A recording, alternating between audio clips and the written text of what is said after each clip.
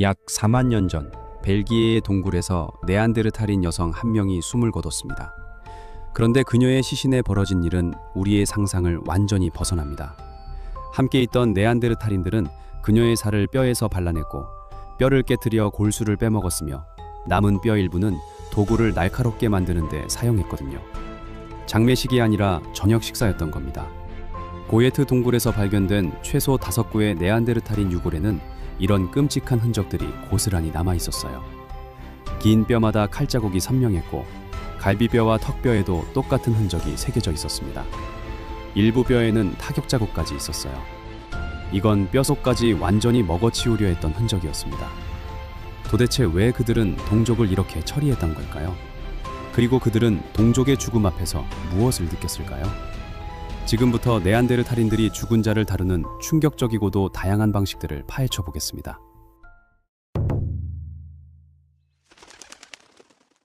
고예트 동굴에서 발견된 네안데르탈인 뼈의 3분의 1에서 칼 자국이 나왔어요. 특히 긴 뼈들에서 집중적으로 발견됐죠. 이게 단순한 장례의식이었을까요? 아니면 정말로 그들을 먹었던 걸까요? 과학자들은 이 의문을 풀기 위해 인간 뼈가 동물 뼈와 똑같이 처리됐는지 비교합니다. 고예트 동굴에서는 네안데르탈인 뼈와 동물 뼈의 처리 방식이 완전히 동일했거든요. 가장 단순한 결론은 네안데르탈인들이 배고픔을 해결하기 위해 동족을 먹었다는 겁니다. 하지만 여기서 한 가지 질문이 생깁니다. 그들은 그냥 배가 고파서 먹은 걸까요? 아니면 뭔가 특별한 의미가 있었던 걸까요? 배고픔과 의식이 그들에게는 분리되지 않았을 수 있습니다. 단순히 먹어서 배를 채운다가 아니라 먹는 행위 자체가 신성한 의식이었을 수 있다는 겁니다. 서유럽에서만 해도 네안데르탈인의 식인 증거가 발견된 장소가 여러 곳입니다. 스페인의 그란돌리나 프랑스의 레프라데, 무라 유적지, 마르소 동굴 등이 그 예죠. 이건 우연이 아니라 패턴이라는 겁니다. 그 중에서도 크로아티아의 크라피나 유적지는 특히 논쟁적입니다. 크라피나에서는 독수리 발톱들이 발견됐어요. 이 발톱들에는 구멍이 뚫려 있었고 끈으로 묶었던 것처럼 보이는 마모 흔적이 있었죠. 네안데르탈인들이 장신구를 만들었을 가능성을 보여주는 증거였습니다. 그런데 이곳에서 발견된 네안데르탈인 뼈들의 칼 자국이 더 흥미로운 이야기를 들려줍니다. 칼 자국의 위치가 보통 동물을 해체할 때 자르는 관절 부분이 아니었던 거예요. 두개골에 남은 칼 자국을 보면 얼굴의 피부를 의도적으로 벗겨낸 것 같았습니다. 게다가 동굴의 뼈가 엄청나게 많았지만 특정 종류의 뼈들은 거의 발견되지 않았어요. 완전한 시신을 묻은 게 아니라 누군가 선택적으로 일부 뼈만 가져다 놓았을 가능성이 있다는 의미죠. 혹은 갑작스런 동굴 붕괴나 자연재해로 시신들이 그곳에 매몰됐을 수도 있습니다. 확실한 건 우리가 완전한 진실을 알기엔 아직 증거가 부족하다는 겁니다. 폴 패티 교수는 이런 네안데르탈인의 행동에 특별한 이름을 붙였어요. 바로 크로노스 충동입니다. 그리스 신화에서 자신의 자식들을 잡아먹은 신 크로노스에서 따온 이름이죠. 네안데르탈인들은 뭔가에 이끌려 죽은 자의 몸을 변형시키고 살을 발라내고 뼈를 깨뜨리고 시신을 다른 곳으로 옮겼습니다. 혹시 순수한 호기심 때문이었을까요? 네안데르탈인들은 동물을 해체하면서 그 내부 구조에 대해 깊이 알고 있었어요. 그러다 문득 궁금해졌을 수 있죠. 사람의 몸속도 자신들이 사냥하는 동물들과 같은 모습일까 하고 말입니다. 그런데 네안데르탈인이 죽은 자를 다룬 방식은 식인만이 아니었습니다. 네안데르탈인의 매장 논쟁은 사실 100년도 넘게 계속돼 왔습니다. 1908년 프랑스 라샤페로생에서 한 네안데르탈인이 발견되면서 시작됐죠. 이 남성은 겨우 2개의 이빨만 남아 있었고 심각한 잇몸 질환을 앓았으며 관절염으로 온몸이 만신창이었어요. 그의 발견은 구부정한 원시인이라는 고정관념을 만들어냈지만 실제로는 심각한 질병 때문에 그렇게 보였던 겁니다. 네안데르탈인들이 실제로 다 그렇게 구부정했던 건 아니거든요.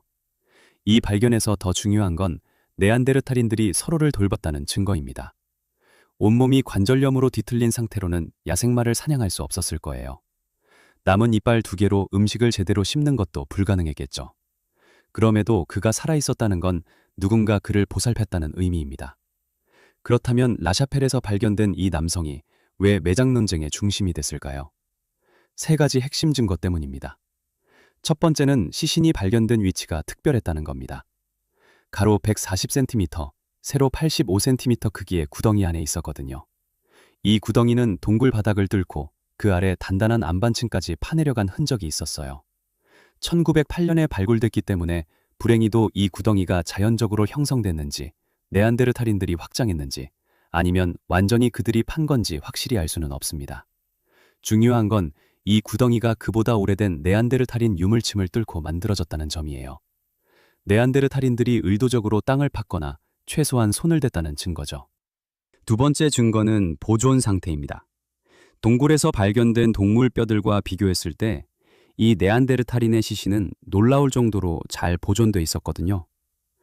이 작은 동굴에는 네안데르탈인들이 최소 2번 살았고 여러 동물들도 거쳐간 흔적이 있었어요. 동물 뼈들은 심하게 침식되고 갈라지고 마모돼 있었습니다. 자연 환경에 오랫동안 노출됐지만 아무도 묻어주지 않았던 거죠. 반면 네안데르탈인의 뼈는 이런 침식이나 손상 흔적이 거의 없었어요. 이것은 사망 직후 빠르게 흙으로 덮였다는 걸 의미했습니다. 세 번째 증거는 뼈의 완전성입니다. 이 네안데르탈인 남성의 골격은 지금까지 발견된 것 중 가장 온전한 상태였거든요. 머리부터 발끝까지 주요 뼈들이 거의 다 남아 있었고 육식동물이 뜯어먹거나 물어뜯은 흔적도 전혀 없었어요. 앞서 말한 동굴의 동물 뼈들은 심하게 훼손돼 있었던 것과 완전히 달랐죠. 물론 반대 의견도 있습니다. 자연적 과정으로 모든 걸 설명할 수 있다고 주장하는 과학자들도 있어요. 겨울잠 자는 곰들이나 굴을 파는 토끼들이 우연히 시신을 보호하는 환경을 만들었을 수 있다는 겁니다. 하지만 이런 매장 증거는 라샤펠만이 아니었습니다. 추정치는 다양하지만 보수적으로 잡아도 전 세계적으로 네안데르탈인 매장에 좋은 증거가 있는 유적지가 30곳은 됩니다. 그렇다고 그들이 습관적으로 사람을 묻었다는 건 아니에요. 지금까지 발견된 네안데르탈인은 약 500명 정도이고 그중 매장된 건 30명에서 40명 정도에 불과합니다. 누가 매장되고 누가 매장되지 않았는지에 대한 명확한 규칙도 보이지 않아요. 남성도 여성도 심지어 아주 어린아이들도 매장됐거든요. 러시아 코카서스 깊은 곳의 메즈마이스카야 동굴에서는 극도로 어린 네안데르탈인이 발굴됐어요. 생후 2개월도 안 된 신생아였고 어쩌면 태어나기 전 태아였을 가능성도 있습니다. 어린이나 유아를 매장한 사례는 생각보다 많이 발견됩니다. 이스라엘 아무드에서는 생후 10개월 된 유아가 바위의 틈새에 꽉 끼워진 채로 발견됐죠. 어린아이의 뼈는 쉽게 부서지는데도 보존 상태가 좋았던 걸 보면 누군가 의도적으로 이곳에 안치했던 게 분명합니다. 더 흥미로운 건 붉은 사슴의 턱뼈가 아이의 골반 위에 놓여 있었다는 거예요. 이게 부장품이었는지는 확실하지 않지만 동굴 전체에서 발견된 사슴뼈가 이것 하나뿐이었다는 점이 우연으로 보기 어렵습니다. 하지만 이런 부장품의 명확한 증거를 찾기란 쉽지 않고 학계에서도 논쟁이 많습니다. 그렇다고 네안데르탈인들이 죽음에 특별한 의미를 부여하지 않았다는 건 아니에요. 부장품은 개인 소유물이라는 개념을 보여줄 수 있습니다. 하지만 네안데르탈인들에게는 애초에 소유라는 개념이 없었을 수도 있어요. 문제는 네안데르탈인들이 물건을 함께 묻었다면 돌이나 동물뼈처럼 자연에서 흔히 볼 수 있는 걸 선택했을 거라는 점입니다. 그러니 5만 년, 6만 년이 지난 후 땅속에서 나온 사슴뼈 하나를 보고 이게 절대 우연히 들어올 수 없다고 확신하기가 매우 어려운 겁니다. 그래서 과학자들은 명확하게 변형된 뼈를 찾으려고 합니다. 크림반도에서는 장식이 새겨진 것으로 보이는 까마귀 뼈가 발견됐어요. 이라크의 샤니다르 유적지에서는 더 극적인 발견이 있었습니다. 발굴 당시 토양에서 특정 꽃과 풀의 꽃가루가 엄청나게 많이 검출됐거든요. 연구자들은 네안데르탈인들이 무덤에 꽃을 바쳤을 거라는 아름다운 가설을 세웠습니다. 하지만 문제가 있었습니다. 페르시아 저빌이라는 설치류가 이 유적지를 뚫고 굴을 팠던 거예요. 이 동물은 굴 터널에 꽃과 씨앗을 모아두는 습성이 있거든요. 그렇다면 네안데르탈인이 꽃을 놓았다고 확신할 수 있을까요? 설치류가 가져온 것일 가능성이 훨씬 크죠. 더 확실한 증거가 발견되기 전까지는 네안데르탈인의 꽃 장례식은 아름다운 오해로 남을 것 같습니다. 네안데르탈인의 상징주의를 둘러싼 논쟁은 앞으로도 계속될 겁니다. 그런데 흥미로운 사실이 하나 있습니다. 지금까지 발견된 네안데르탈인 매장 중 정확하게 연대 측정된 것들을 보면 7만 년보다 오래된 게 단 하나도 없어요. 이게 왜 중요하냐면 바로 그 시기에 호모사피엔스가 레반트 지역에서 사람을 묻기 시작했거든요. 두 종이 만나고 나서 네안데르탈인들도 매장을 시작했을 가능성이 있다는 겁니다. 혹시 네안데르탈인들이 호모사피엔스의 매장 방식을 보고 따라한 걸까요? 확실하게 알 수는 없지만 시기가 너무 절묘하게 겹칩니다. 어쩌면 네안데르탈인의 매장은 훨씬 단순한 이유에서 시작됐을 수도 있습니다. 썩어가는 시체 옆에서 계속 살 수는 없었을 테니 처음에는 단순히 시신을 치우는 것에서 시작했을 겁니다. 동굴 안에서 시신이 부패하는 걸 그대로 둘 수는 없었겠죠. 그래서 시신을 어딘가로 옮겨야 했을 겁니다. 프랑스의 라티나 동굴에서는 최소 5명, 아마 그보다 더 많은 네안데르탈인들이 발견됐어요. 의도적인 매장의 증거는 없지만 이렇게 많은 시신이 한 곳에 있다는 건 여기가 네안데르탈인들이 죽은 자를 두던 장소였을 가능성을 보여줍니다.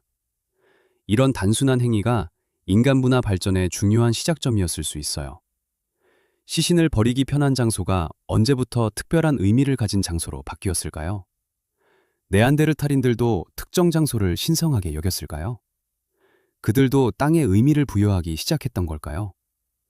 지금은 확실한 답을 줄 만한 증거가 부족하지만 충분히 가능한 일입니다. 네안데르탈인들이 죽은 자를 다룬 방식을 보면 한 가지가 명확해집니다. 그들은 죽은 자를 먹었고, 뼈를 발라냈고, 묻었고, 버렸습니다. 당시 호모사피엔스가 보여준 것만큼이나 다양한 행동을 보인 거죠. 지금까지 소개한 유적지들은 극히 일부에 불과하고 실제로는 훨씬 더 많은 사례들이 있습니다. 어떤 유적지도 똑같은 방식으로 시신을 처리한 경우가 없어요. 이건 네안데르탈인 행동이 얼마나 다채로웠는지를 보여주는 증거입니다. 특히 7만 년 전 이후부터는 그 다양성이 더욱 두드러지죠. 그렇다면 매장되지 않은 수백 명의 네안데르탈인들은 어떻게 됐을까요? 솔직히 아무도 모릅니다. 그냥 방치됐을 수도 있고 죽은 곳에 그대로 남겨졌을 수도 있어요. 아니면 어떤 의식이 있었지만 지금 우리 기술로는 흔적을 찾아낼 수 없을 정도로 미묘했을 수도 있습니다. 앞으로 어떤 발견이 우리를 기다리고 있을지는 아무도 장담할 수 없죠. 과학은 계속 발전하고 매번 우리의 예상을 뒤엎는 발견들이 나오니까요. 여러분은 네안데르탈인이 호모사피엔스에게서 매장 방식을 배웠다고 생각하시나요? 댓글로 여러분의 생각을 들려주세요. 영상이 도움이 됐다면 구독과 좋아요도 부탁드립니다. 감사합니다.